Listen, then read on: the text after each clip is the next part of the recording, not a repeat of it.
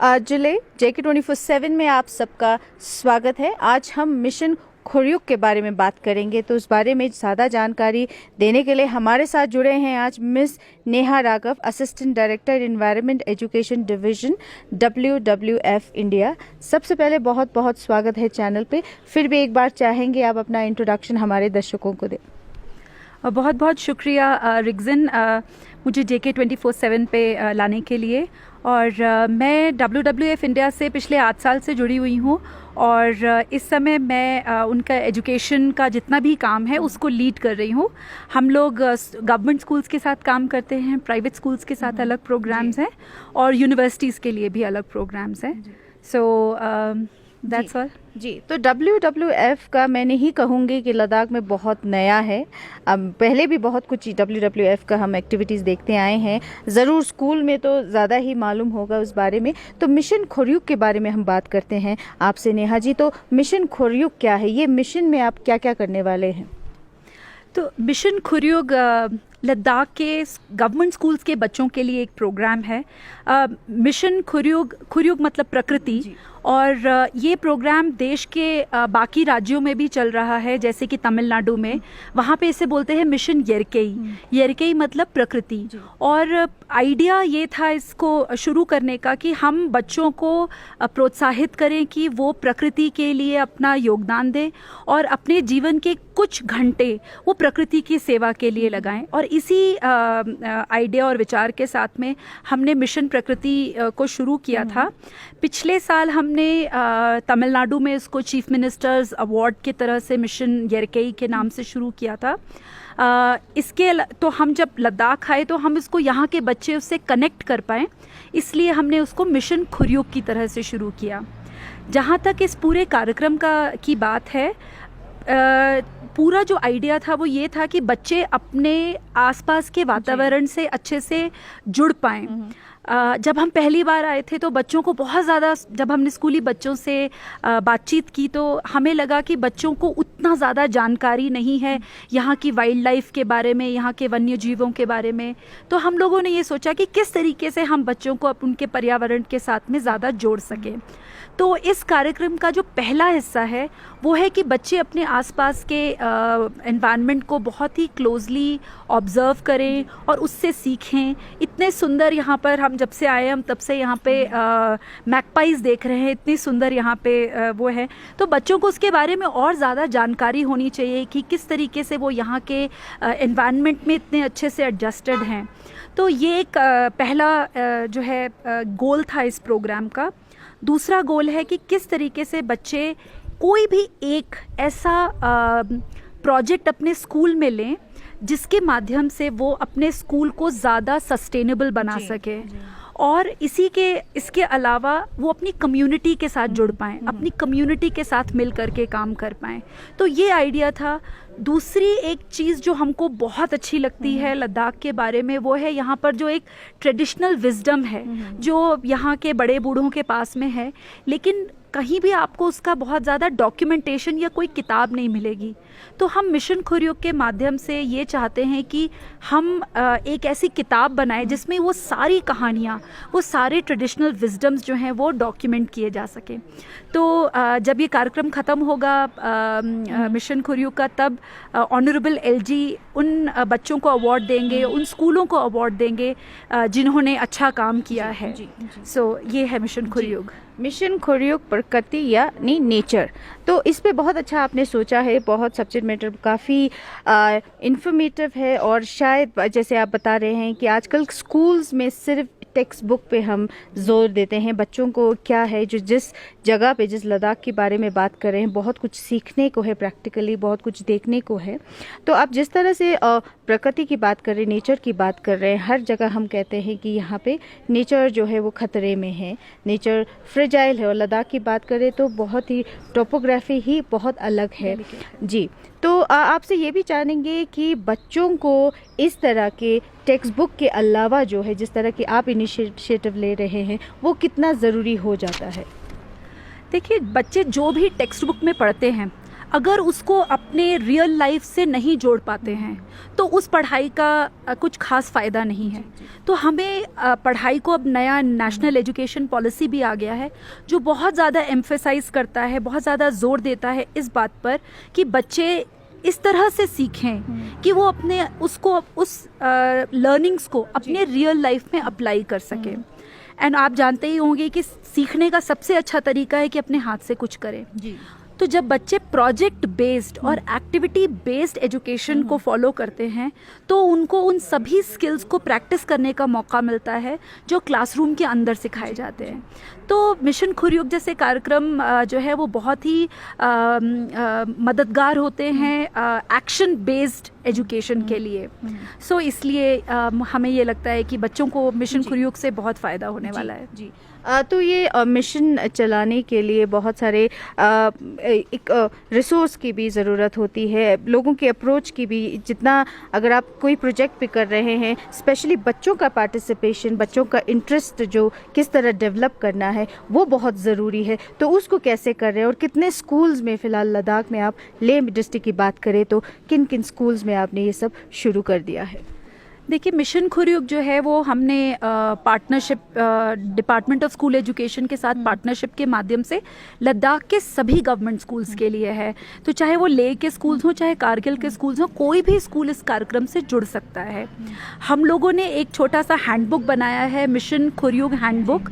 वो सभी स्कूलों पर पहुंच जाएगा ऑर्डर लेटर के साथ में, तो उनको एक गाइडेंस होगा। तो उस गाइडेंस के माध्यम से वो अपने स्कूल में प्रोग्राम को प्लान कर सकते हैं और कर सकते हैं। इसके अलावा जब डिपार्टमेंट ऑफ स्कूल एजुकेशन की ट्रेनिंग होती है, रेजिडेंशियल ट्रेनिंग होती है, तब सभी टीचर्स और जो चीफ एजुकेशन ऑफिसर्स हैं वो लोग सब आएंगे। हम वहाँ पर उनका ओरिएंटेशन और ट्रेनिंग करेंगे ताकि वो समझ पाएँ कि किस तरीके से इसको स्कूल लेवल पर इम्प्लीमेंट किया जा सकता है। इसके अलावा हम यूनिवर्सिटी स्टूडेंट्स को भी इस प्रोग्राम में एंगेज करेंगे। तो हम अभी यूनिवर्सिटी ऑफ लद्दाख से भी हमारी बातचीत चल रही है कि अगर हम स्टूडेंट्स को क्रेडिट स्कोर्स दें, जो कि एनईपी का भी एक पार्ट है कि बच्चों को ऐसी एक्टिविटीज़ में ज़्यादा एंगेज करें और उसके लिए उनको क्रेडिट पॉइंट्स मिलते हैं, वो बच्चे स्कूल अपने आसपास के स्कूल्स में जा कर के उनको मदद करें मिशन प्रकृति को इम्प्लीमेंट करने के लिए। अब देखना है कि किस तरीके से प्रोजेक्ट्स हैं, क्योंकि आइडिया ये है कि वो जब भी कोई प्रोजेक्ट करें तो उसका ग्राउंड पर इम्पैक्ट दिखा सके। अगर वो ये कह रहे हैं कि हम अपने स्कूल में किचन गार्डन बनाएंगे और हम फूड ग्रो करेंगे, तो वो एक मिशन प्रकृति का, मिशन खुरयुग का हिस्सा है। अगर वो ये कहते हैं कि हम अपने स्कूल में सोलर को ज़्यादा हम बढ़ावा देंगे, तो वो एक मिशन खुरयुग का एक अच्छा प्रोजेक्ट हो सकता है। अगर अपनी कम्युनिटी में कोई अवेयरनेस प्रोग्राम चलाते हैं, जैसे कि पोस्टर कैंपेन्स चला दिए, सिग्नेचर कैंपेन्स चला दिए उन्होंने, और अपने आसपास कम्युनिटी को अवेयर किया, इको टूरिज़्म के बारे में बात की, ताकि लोग ज़्यादा रिस्पॉन्सिबली, जब यहाँ पर टूरिस्ट आएँ तो वो ज़्यादा रिस्पॉन्सिबली रहें। यहाँ की वाइल्ड लाइफ के बारे में अगर वो बातचीत करते हैं, अवेयरनेस फैलाते हैं, तो वो एक बहुत अच्छा मिशन खुरयुग का प्रोजेक्ट हो सकता है। लेकिन बात ये नहीं है कि हम लोग स्कूल्स को फोर्स करें कि वो कोई काम करें, अपनी मर्जी से। लद्दाख उनका अपना है, तो हम उनको सिर्फ एक गाइडलाइन और डायरेक्शन दे रहे हैं। अपने लद्दाख के लिए वो एक बच्चों का कंट्रीब्यूशन है। जी। तो यही है, हाँ, मिशन खुरयुग के अंदर जो स्कूल्स कर पाएंगे। तो आपने ओरिएंटेशन की भी बात की, जिस तरह से आप उसमें किस तरह इम्प्लीमेंटेशन लाना है उसके बारे में आपने बात किया, कोलैबोरेशन आपका किस तरह होगा। तो ये सब जब शुरू हो जाता है स्कूल्स में, ये एक्टिविटीज़ चलना शुरू हो जाता है, तो उसके बाद जो है मिशन खुरयुग का क्या रोल रहता है? चेक इन बैलेंस देखना, ठीक से चल रहा है नहीं चल रहा है, उस पे आपने कैसे स्ट्रैटेजीज रखे हैं? तो हम लोग स्कूल्स के साथ में एक बार जब स्कूल्स रजिस्टर कर लेंगे तो हमारे पास में उनका फ़ोन नंबर या जो भी कोऑर्डिनेटिंग टीचर है उनका नंबर आ जाएगा, और हम उसके बाद में रेगुलरली इन्फॉर्मेशन उनको भेजते रहेंगे, चाहे वो ईमेल के माध्यम से हो, चाहे वो व्हाट्सएप या फ़ोन के माध्यम से हो। तो हम लोग एक किसी न किसी तरीके से टीचर्स के टच में रहेंगे। दूसरा, डिपार्टमेंट ऑफ स्कूल एजुकेशन के थ्रू भी हम उनके एजुकेशन ऑफिसर्स के माध्यम से हम स्कूल्स तक पहुंच सकते हैं। तो जो भी स्कूल्स की क्वेरी होंगी, जो भी उनकी प्रॉब्लम्स होंगी, होगी वो डिजिटल माध्यम से हम तक पहुंच जाएंगी और हम उनको एड्रेस करेंगे। तो हम स्कूल्स को सपोर्ट भी कर रहे हैं एक तरीके से, और हम स्कूल को वो फ्लेक्सिबिलिटी भी दे रहे हैं साथ साथ कि वो अपना प्रोजेक्ट अपने लद्दाख के हिसाब से प्लान कर सकें। जी, ये तो रहा स्कूल्स की बात आपने की। आपने ये भी कहा कि यूनिवर्सिटी ऑफ लद्दाख के बच्चों को भी आप इस मिशन में इन्वॉल्व करेंगे। जब उनका इन्वॉल्वमेंट हो जाएगा तो उनसे जो है क्या एक्सपेक्ट कर रहे हैं, या आप उनसे क्या कराने वाले हैं, या उनसे क्या क्या और चीज़ें हो सकता है? क्या वो आपके सपोर्ट सिस्टम बन सकते हैं आगे जाके? बिल्कुल बन सकते हैं। WWF इंडिया का एक बहुत ही स्ट्रॉन्ग वॉलंटियरिंग प्रोग्राम है जो कि पूरे कंट्री में चलता है। हम उस प्रोग्राम को अब पहली बार लद्दाख में लेके आ रहे हैं, और हमारी एक्सपेक्टेशन यूनिवर्सिटी के बच्चों से ये होगी कि वो पहले हम उनका ओरिएंटेशन करेंगे और वो प्रोग्राम को अच्छे से समझ पाएँ। दूसरी बात, उनके घर के आसपास हम उनसे ये एक्सपेक्ट नहीं कर रहे हैं कि वो दूर दराज इलाकों में जाएं। उनके घर के आसपास या उनके कॉलेज के आसपास जो भी गवर्नमेंट स्कूल्स मिशन खुर्युग का हिस्सा हैं, उनको ये पूरा प्रोग्राम इम्प्लीमेंट करने में गाइडेंस दे सके। तो ये हमारा एक्सपेक्टेशन है यूनिवर्सिटी स्टूडेंट्स से। मिशन खुर्युग से थोड़ा हट के सवाल करेंगे आपसे।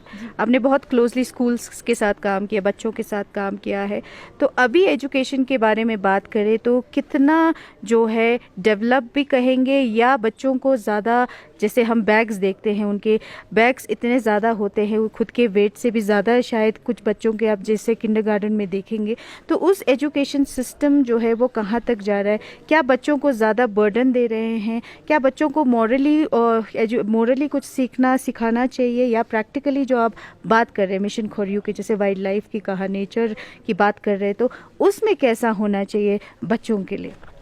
देखिए, इसमें मैं दो बातें कहूँगी। सबसे पहली बात यह है कि नेशनल एजुकेशन पॉलिसी जो आई है 2020 में, अब उसका एक फ्रेमवर्क भी बन रहा है। वो अपने आप में बहुत रेवोल्यूशनरी है।